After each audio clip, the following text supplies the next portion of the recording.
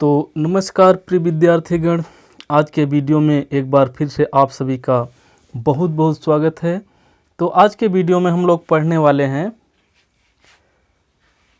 UP TET, BEd entrance exam तथा अन्य प्रतियोगी परीक्षाओं के लिए इसमें हम लोग पढ़ेंगे।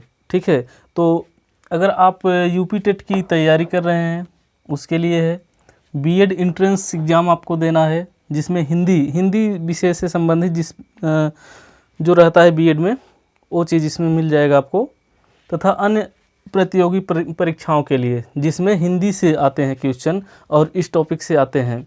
व्याकरण का जितना टॉपिक रहेगा उसको हम इसमें कवर करेंगे, तो एक वीडियो में नहीं हो पाएगा, कई वीडियो इसमें होगा। तो आप लोग इस वीडियो को देखेंगे और इस चैनल को सब्सक्राइब करेंगे इसे ज्वाइन करने के लिए। तो आप सभी का भी पढ़ने का समय है, पढ़ाई करना पड़ेगा। ठीक है, क्योंकि बिना समय दिए कुछ नहीं हो सकता है। पढ़ाई का समय है, पढ़ाई करो, क्योंकि अगर आप समय को बर्बाद करते हो तो निश्चित रूप से समय आपको बर्बाद कर देगा। आज अगर आप समय को बर्बाद कर रहे हैं तो कल समय आपको बर्बाद कर देगी, ये निश्चित है। अपने जीवन में संघर्ष करना बहुत ज़रूरी है, बिना संघर्ष का कुछ नहीं हो सकता है। ठीक है, अगर सूरज की तरह चमकना चाहते हो तो सूरज की तरह जलना भी पड़ेगा। तो चलिए देखते हैं इसको। UP TET, BEd entrance exam तथा जिस भी एग्ज़ाम में यहाँ से आते हैं क्वेश्चन, सभी एग्ज़ाम के लिए है जो जिसमें हिंदी से क्वेश्चन आते हैं, मतलब कोई भी एग्ज़ाम हो आपका जिसमें हिंदी से संबंधित क्वेश्चन आते हैं व्याकरण से।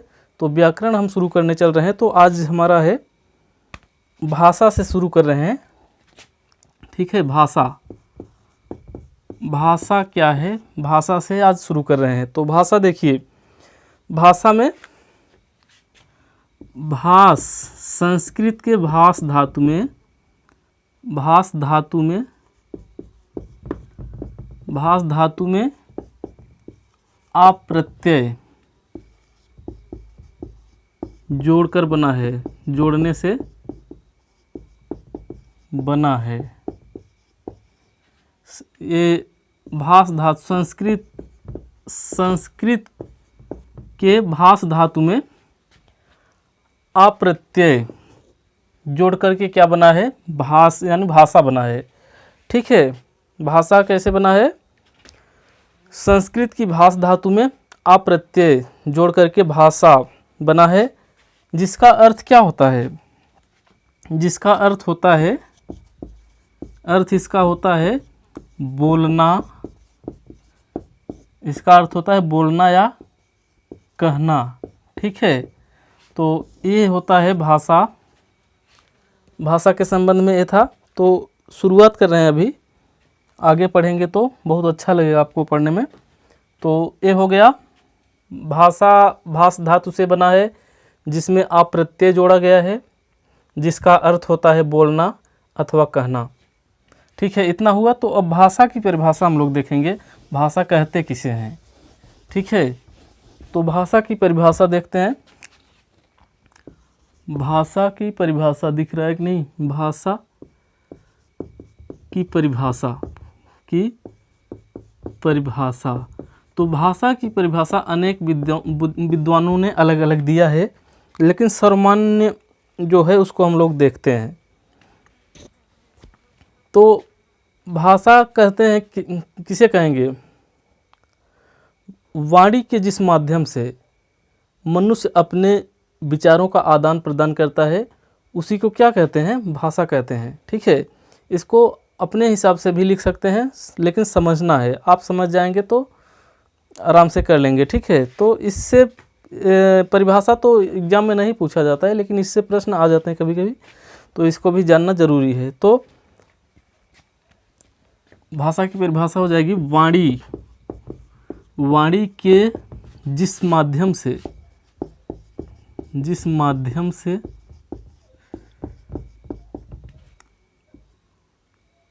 मनुष्य अपने भाव एवं विचारों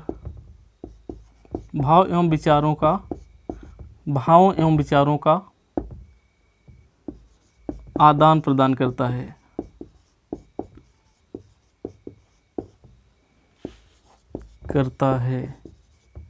ठीक है। भाषा किसे कहते हैं? जिस माध्यम से, वाणी के जिस माध्यम से मनुष्य अपने भाव एवं विचारों का आदान प्रदान करता है। भाव एवं विचारों का मतलब जो भी हमारे मन में है किसी दूसरे को वो दूसरे तक पहुंचाना, तथा किसी दूसरे के मन का भाव या विचार हमारे मतलब हम तक पहुंचना, मतलब हम जाने और हमारा विचार और भाव वो जाने।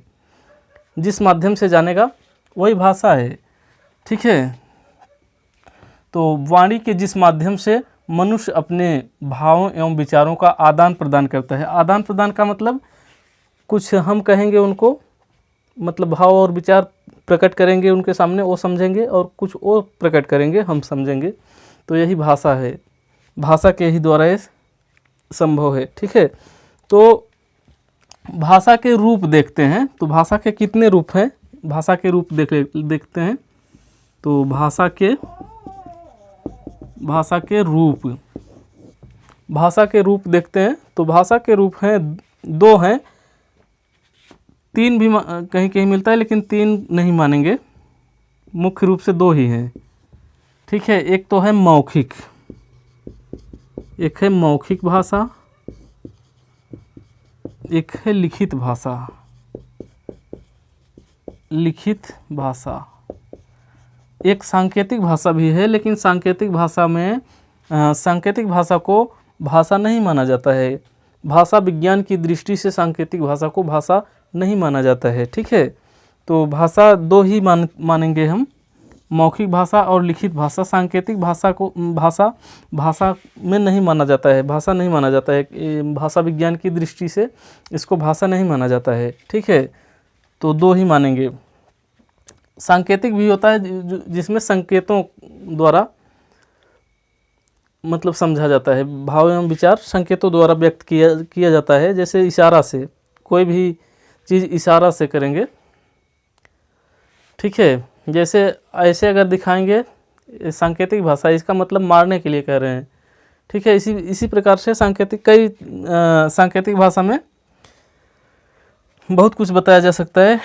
ठीक है। जैसे सड़क पार कर रहे हैं तो तीन जो बत्तियां जलती हैं, लाल बत्ती जल रही है, तो कोई आपको बता नहीं रहा है, लेकिन संकेत से आप समझ जा रहे हैं कि रुकना है, तो ये सांकेतिक भाषा होगा। ठीक है। तो सांकेतिक भाषा छोड़िए, इन दो भाषाओं को देखेंगे हम लोग, क्योंकि सांकेतिक भाषा को भाषा विज्ञान की दृष्टि से भाषा नहीं माना जा सकता है, इसलिए इसको देखेंगे। मौखिक भाषा और लिखित भाषा। ठीक है। तो मौखिक भाषा जब हम बोल करके भाव एवं विचार व्यक्त करते हैं। ठीक है। मौखिक भाषा उसी को कहते हैं जिसको बोला जाए, इतना ही जानिए। जिसको बोलते हैं वो मौखिक भाषा है। जैसे समाचार अगर सुन रहे हैं, न्यूज़ सुन रहे हैं, तो ये मौखिक भाषा है, लिखित भाषा नहीं। लिखित भाषा तब कहेंगे जब लिखने का काम होगा, जब लिख रहे हैं तब लिखित भाषा होगा। ठीक है। जैसे हम यहाँ ब्लैक बोर्ड पर लिख रहे हैं तो ये लिखित है। ठीक है। ये लिखित है। लिखित भाषा में लिखने का काम होता है और मौखिक भाषा में बोलने का काम होता है। ठीक है। तो अगर दोनों में ये पूछा जाए कि कौन सी भाषा का पहला रूप कौन है, मौखिक भाषा को पहला रूप मानेंगे या लिखित भाषा को पहला रूप मानेंगे, तो मौखिक भाषा को पहला रूप मानेंगे, लिखित भाषा पहला रूप नहीं है। ये भी एग्जाम में पूछा जाता है कि भाषा का पहला रूप कौन सा है। तो भाषा का पहला रूप मौखिक रूप है, क्योंकि जब छोटा बच्चा पैदा होगा तो वो सबसे पहले मौखिक बोलेगा। ये नहीं कि कहेगा कि कॉपी कलम लेकर आइए हम लिखेंगे, ये नहीं कहेगा। ठीक है। तो सबसे पहले मौखिक भाषा आता है, इसके बाद लिखित आता है। ठीक है। मौखिक कहने का मतलब सबसे पहले बोलेंगे, इसके बाद में लिखना सीखेंगे। तो ये हो गया भाषा का रूप हो गया दो। अब इसके आगे चलते हैं। ठीक है। इसके आगे चलते हैं और सांकेतिक भाषा को भाषा की दृष्टि से, भाषा विज्ञान की दृष्टि से भाषा नहीं मानते हैं, इसको जानते रहिए। अगर एग्जाम में आए सांकेतिक भाषा तो जान ही रहे हैं, संकेत द्वारा चाहे जो भी रहे सांकेतिक भाषा है। इसके बाद अब भाषा के भेद देख लेते हैं। भाषा के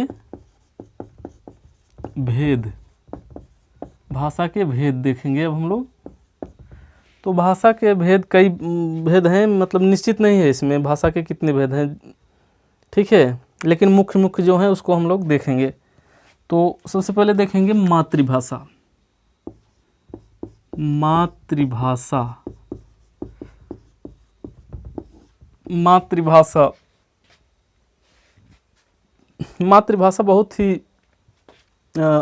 इम्पोर्टेंट होती है, ठीक है, बहुत ही महत्वपूर्ण होती है, क्योंकि जब बच्चा पैदा होता है तो ये भाषा उसके लिए बहुत ही महत्वपूर्ण होती है। इसी भाषा से वो सब कुछ सीखता है। तो देखिए मातृभाषा किसे कहते हैं। मातृ का मतलब माता कह सकते हैं, माता। भाषा का मतलब भाषा ही है, तो कहने का मतलब माता की भाषा। तो मातृभाषा कहेंगे बच्चा जन्म लेने के बाद, बच्चा जन्म लेने के बाद, बच्चा जन्म लेने के बाद अपने माता पिता, परिवार तथा समाज से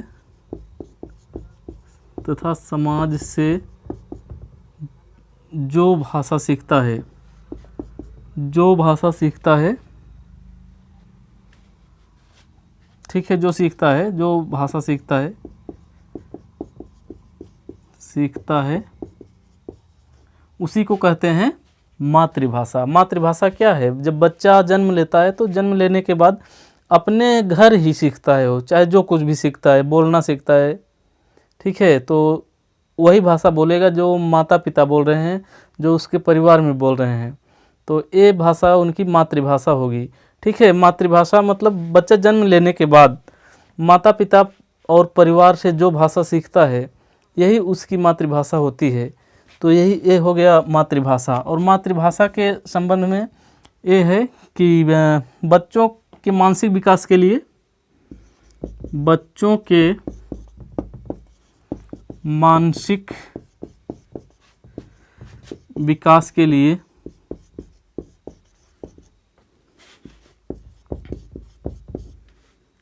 यह भाषा यानी मातृभाषा सबसे महत्वपूर्ण होती है, महत्वपूर्ण होती है, सबसे महत्वपूर्ण है, ठीक है। बच्चों के मानसिक विकास के लिए यह भाषा सबसे महत्वपूर्ण है या बहुत महत्वपूर्ण है, ठीक है। यह भाषा यानी मातृभाषा किसी भी बच्चे की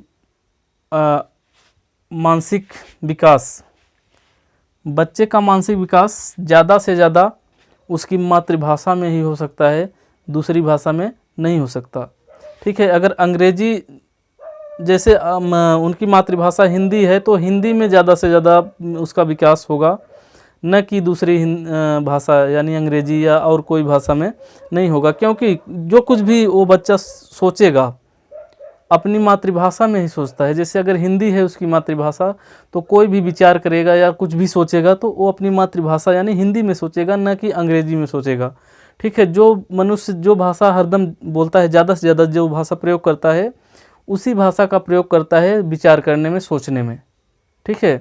तो इसलिए मातृभाषा बच्चों के मानसिक विकास के लिए सबसे महत्वपूर्ण भाषा होती है, ठीक है। अगर बच्चों का मानसिक विकास तभी बहुत अच्छा से हो सकता है जब उसकी मातृभाषा में उसे शिक्षा दी जाए। अगर कोई और भाषा जैसे अंग्रेजी में अगर शिक्षा दे रहे हैं उनको तो मानसिक विकास उतना अच्छा नहीं हो पाएगा, वो रट्टू तोता हो जाएगा लेकिन उतना अच्छा मानसिक विकास नहीं हो पाएगा, ठीक है। इसलिए मानसिक विकास के लिए उनकी मातृभाषा में शिक्षा देना सबसे ज़रूरी होता है, ठीक है। तो मातृभाषा के बारे में आप लोग समझ गए होंगे, इसके आगे चलते हैं। इसको मिटाते हैं और इसके आगे चलते हैं।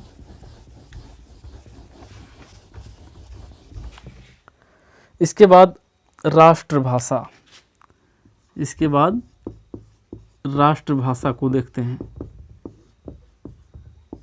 तो अभी तो ये शुरुआत है, इसके आगे जब चलेंगे तो और अच्छा लगेगा पढ़ने में। अभी तो ये परिभाषाएं चल रही हैं, ठीक है। जब वर्ण विचार में चलेंगे, संधि समास इत्यादि जब पढ़ेंगे तो बहुत मज़ा आएगा आपको। ये हम आपको विश्वास दे रहे हैं अभी से, ठीक है। जो इसके आगे जब पढ़ेंगे तो ज़्यादा मज़ा आएगा। अभी तो देख रहे हैं, भाषाओं को समझ रहे हैं हम लोग, तो राष्ट्रभाषा को देखते हैं। राष्ट्रभाषा, तो राष्ट्रभाषा किसे कहते हैं? किसी राष्ट्र की अधिकांश जनता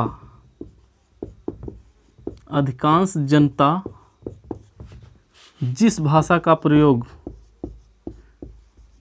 भाषा को बोलती एवं समझती है, प्रयोग छोड़िए, किसी राष्ट्र की अधिकांश जनता जिस भाषा को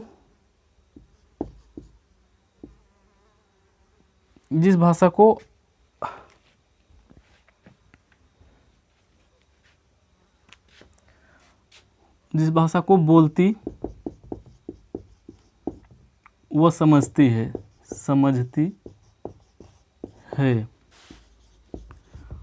उसे उस राष्ट्र की राष्ट्रभाषा कहते हैं, ठीक है। किसी राष्ट्र की अधिकांश जनता मतलब ज़्यादा से ज़्यादा लोग, किसी भी राष्ट्र के ज़्यादा से ज़्यादा लोग जिस भाषा का प्रयोग करते हैं, मतलब ज़्यादा से ज़्यादा समझते हैं, वह भाषा उस राष्ट्र की राष्ट्रभाषा होती है, ठीक है। किसी भी राष्ट्र की अधिकांश जनता, कहने का मतलब ज़्यादा से ज़्यादा जनता जिस भाषा को बोलती व समझती है, ठीक है। जिस भाषा को बोलती है और उस भाषा को समझती भी है, तो वो भाषा उस राष्ट्र की राष्ट्रभाषा कही जाती है, ठीक है। तो जैसे भारत की राष्ट्रभाषा हिंदी है, और लेकिन ये घोषित नहीं है, अघोषित राष्ट्रभाषा है, ठीक है। संविधान में ये घोषित नहीं हुआ है कि राष्ट्रभाषा है। इसी आधार पर इसको राष्ट्रभाषा कहा जा सकता है, क्योंकि भारत की अधिकांश जनता हिंदी को बोलती और समझती है। इस आधार पर इसको अघोषित राष्ट्रभाषा कहा जाता है, ठीक है। तो भारत की राष्ट्रभाषा हिंदी है, क्योंकि भारत के लोग ज़्यादा से ज़्यादा लोग हिंदी समझते हैं और बोलते हैं, ठीक। तो ये भी ज़रूरी है, हिंदी भारत की अघोषित राष्ट्रभाषा है। हिंदी क्या है? भारत की अघोषित राष्ट्रभाषा, यानी राष्ट्रभाषा कह सकते हैं है। हिंदी भारत की राष्ट्रभाषा है, लेकिन घोषित नहीं है, संविधान में उल्लेख नहीं है इसका, ठीक है। फिर भी इसे राष्ट्रभाषा कहा जाएगा, क्योंकि अधिकांश जनता इसको बोलती है और समझती है हिंदी को, इसलिए इसको राष्ट्रभाषा कहा जाएगा, ठीक। तो हो गया, ये क्या हो गया? राष्ट्रभाषा हो गया, ठीक। इसके आगे चलते हैं हम। डिस्टर इधर, राष्ट्रभाषा हो गया। अब हम लोग देखते हैं राजभाषा। राजभाषा, तो राजभाषा को देखते हैं। पहले इसको शब्द को तोड़ करके समझ लेते हैं तो ज़्यादा बढ़िया रहेगा। राज का मतलब हो जाएगा शासन, राज का मतलब हो जाएगा शासन, और भाषा का मतलब भाषा ही होगा, ठीक है। यानी शासन की भाषा, इसको कह सकते हैं प्रशासनिक भाषा, प्रशासनिक भाषा भी कह सकते हैं इसको, ठीक है। राष्ट्रभाषा को प्रशासनिक भाषा भी कह सकते हैं। राष्ट्रभाषा नहीं है जी, राजभाषा है, राष्ट्रभाषा नहीं। राज का मतलब शासन, भाषा का मतलब भाषा, पूरा का अर्थ हो जाएगा राजभाषा का अर्थ हो जाएगा प्रशासनिक भाषा, ठीक है। राजभाषा का मतलब हो जाएगा प्रशासनिक भाषा, इसका शाब्दिक अर्थ हो जाएगा। तो परिभाषा देख लेते हैं, इसको इसकी परिभाषा देख लेते हैं। तो प्रशासनिक भाषा, इससे पता चल गया कि शासन की जो भाषा है वही राजभाषा है, उसी को कहते हैं। ठीक है,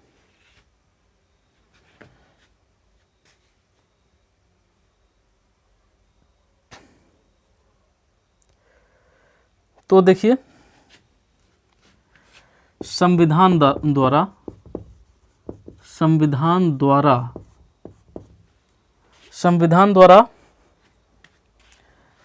राज कार्य यानी प्रशासनिक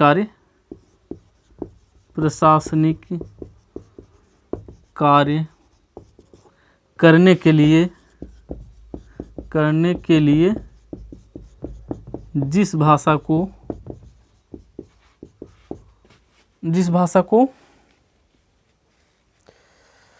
घोषित कर दिया जाता है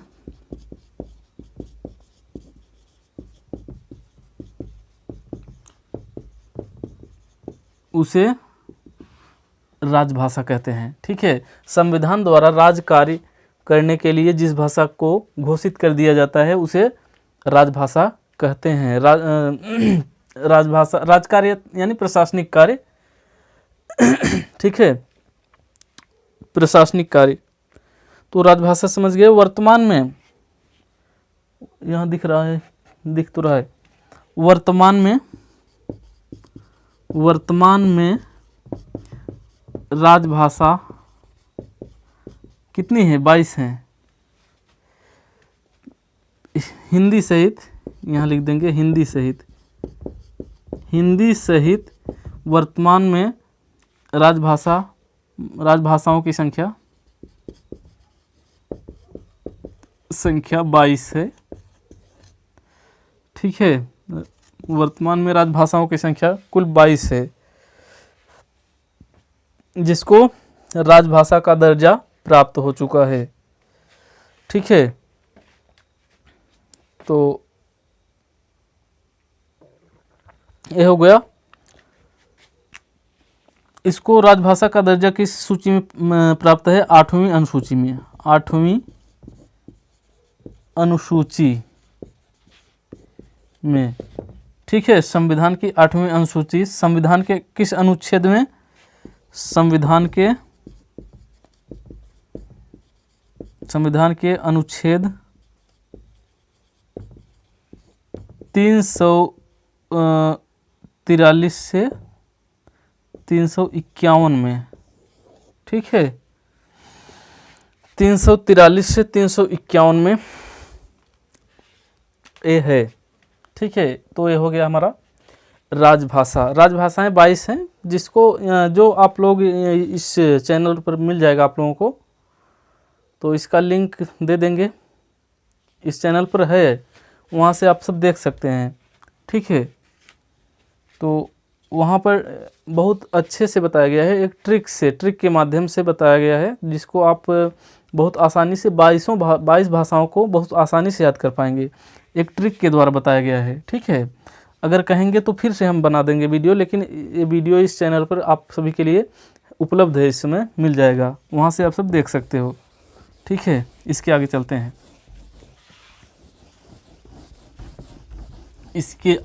हैं। अब हम राजभाषा हो गया, संपर्क भाषा देखते हैं। अब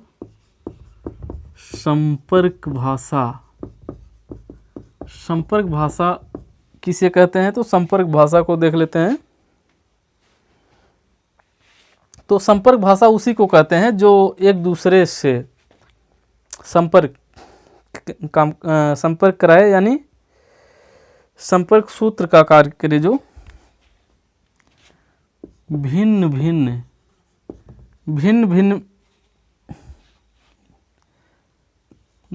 भाषा भाषी मतलब भिन्न भाषा बोलने वाले व्यक्तियों के, भिन्न भाषा भाषी व्यक्तियों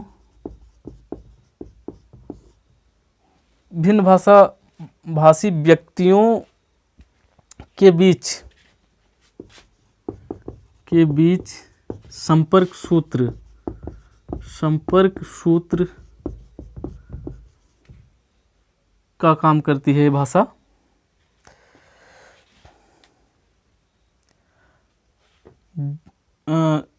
जो यहाँ लिख देंगे, जो भिन्न भाषा भाषी व्यक्तियों के बीच संपर्क सूत्र का कार्य करे उसे कहते हैं क्या? उसे कहते हैं संपर्क भाषा। संपर्क भाषा का मतलब एक दूसरे से संपर्क साध सके जिस भाषा के द्वारा, ठीक है। जैसे अगर विश्व में आप घूमना चाहते हैं विश्व में, तो आपको अंग्रेजी आनी चाहिए। अंग्रेजी विश्व में क्या है? संपर्क भाषा का काम करती है विश्व में। अगर अंग्रेजी नहीं जानते हैं तो पूरे विश्व में नहीं घूम सकते, क्योंकि अंग्रेजी पूरे विश्व में चाहे जहाँ जाएंगे अंग्रेजी बोल लेते हैं तो वहाँ काम चल जाएगा। तो ये अंग्रेजी क्या है? संपर्क भाषा है, ठीक है। जो भिन्न भाषा भाषी मतलब भिन्न भाषा भाषी मतलब बोलने वाले, समझने वाले व्यक्तियों के बीच संपर्क सूत्र का कार्य करे, मतलब संपर्क दोनों से संपर्क हो सके, उसी को क्या कहते हैं? उसको कहते हैं संपर्क भाषा, ठीक है, जिससे संपर्क हो सके दोनों से। मान लीजिए आपको हिंदी आता है और सामने वाला जो है वो अंग्रेजी जानता है, हिंदी जानता ही नहीं है, तो संपर्क कैसे बनाएंगे आप? कैसे बात करेंगे? नहीं कर पाएंगे। इसलिए जैसे अंग्रेजी आपको आता है तो विश्व में चाहे जहाँ जाएंगे हर देश में अंग्रेजी जानते हैं, थोड़ा बहुत जानते हैं। जैसे इंडिया में है तो इंडिया में भी अंग्रेजी समझते हैं कुछ लोग, मतलब कुछ लोग नहीं समझते और कुछ लोग तो समझते हैं। कहने का मतलब विश्व में चाहे जहाँ जाएंगे संपर्क भाषा का कार्य करेगी अंग्रेजी। तो विश्व में एकमात्र संपर्क भाषा है क्या? अंग्रेजी, ठीक है। अंग्रेजी विश्व में संपर्क भाषा का काम करेगी। तो ये हो गया संपर्क भाषा। तो इसके आगे चलते हैं। संपर्क भाषा हो गया, इसके आगे चलते हैं हम लोग, ठीक है।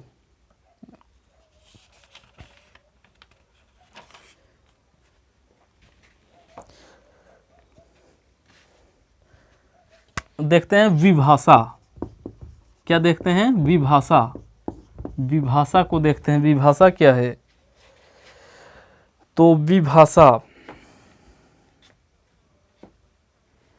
दो अलग भाषा परिवार की भाषाओं को क्या कहते हैं? विभाषा कहते हैं, ठीक है। दो अलग भाषा परिवारों की भाषाओं को, यहाँ अलग न लिख करके अलग अलग कर लीजिए, ज़्यादा सही रहेगा। दो अलग अलग भाषा परिवार की भाषाओं को विभाषा कहते हैं, ठीक है। अलग अलग का मतलब जैसे एक हो गया हिंदी, हो गया एक हो गया कन्नड़, तो दोनों अलग अलग भाषा परिवार से हैं, ठीक है। हिंदी देवनागरी भाषा परिवार, मतलब देवनागरी है लिपि इसकी और इसकी अलग है, ठीक है। तो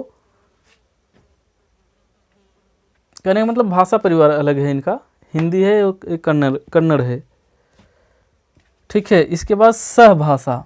विभाषा हो गया, अब सहभाषा देखते हैं। सहभाषा किसे कहते हैं? तो सहभाषा को भी देख लेते हैं। तो सहभाषा कहते हैं एक ही परिवार की भाषा, एक ही परिवार की भाषाएं सहभाषा कहलाती हैं, ठीक है। एक ही परिवार की भाषाएं सहभाषा कहलाती हैं। जैसे संस्कृत तथा हिंदी, ये दोनों एक ही परिवार की भाषा हैं, ठीक है। संस्कृत और हिंदी एक ही परिवार की भाषाएं हैं और दोनों की लिपियां हैं देवनागरी लिखने की, ठीक, इसलिए इसको सहभाषा कहेंगे। और अगर एक ही परिवार की भाषाएं न रहें, दो अलग परिवार की भाषाएं रहें, तो उसको विभाषा कहते हैं, ठीक है। और एक ही परिवार की हैं तो उसको सहभाषा कहते हैं, ठीक है। जैसे संस्कृत और हिंदी हो गया। इसके बाद अब ये हो गया। अगर ये वीडियो आप सभी को अच्छा लगा हो तो चैनल को सब्सक्राइब कर सकते हैं। इसी तरह के वीडियो इस चैनल पर मिलेंगे, बहुत ही आसान भाषा में आपको समझाया जाएगा और आपको कोई दिक्कत नहीं होगी, आपके एग्ज़ाम में कोई दिक्कत नहीं होगी। हमें पूर्ण विश्वास है कि जितना आप लोग पढ़े होंगे सब समझ गए होंगे, ठीक है। तो कल के वीडियो में हम लोग देखेंगे वर्ण विचार, वर्ण विचार जो कि बहुत ही बढ़िया टॉपिक है। इसको पढ़ेंगे तो आप लोगों को मज़ा आ जाएगा, ठीक है, क्योंकि ये बहुत अच्छा पढ़ने में आपको लगेगा, बहुत मज़ेदार टॉपिक है। जब इसको पढ़ेंगे तो बहुत अच्छा लगेगा और एकदम विस्तार से पढ़ेंगे, इससे बाहर कोई प्रश्न नहीं जाएगा, ठीक है। ये पढ़ने के बाद ऐसा कुछ प्रश्न नहीं बचेगा जो इससे बाहर जाए। तो इसको कल आप लोग पढ़ेंगे। आज के वीडियो में तो बस इतना ही। अगर ये वीडियो अच्छा लगा हो आप सबको तो इस चैनल को सब्सक्राइब करेंगे, वीडियो को लाइक करेंगे और शेयर करेंगे, ठीक है। तो इस पर आप अगर बीएड एंट्रेंस की तैयारी कर रहे हैं तो इस चैनल पर आपको मिलेगा। तो ये बीएड के लिए है, बीएड के लिए ही है। ये जो ये पढ़े आप लोग, ये बीएड एंट्रेंस के लिए है, यूपी टेट के लिए है, तथा टेट और भी टेट, चाहे जो भी टेट हो सभी में काम आएंगे। लेकिन यूपी टेट और बीएड एंट्रेंस के लिए तथा अन्य प्रतियोगी परीक्षाओं के लिए, कोई भी प्रतियोगी परीक्षा हो जिसमें व्याकरण से संबंधित प्रश्न आते हैं उनके लिए है, ठीक है। तो ये वीडियो अच्छा लगा हो तो इस चैनल को सब्सक्राइब करिए, लाइक करिए और शेयर करिए। धन्यवाद।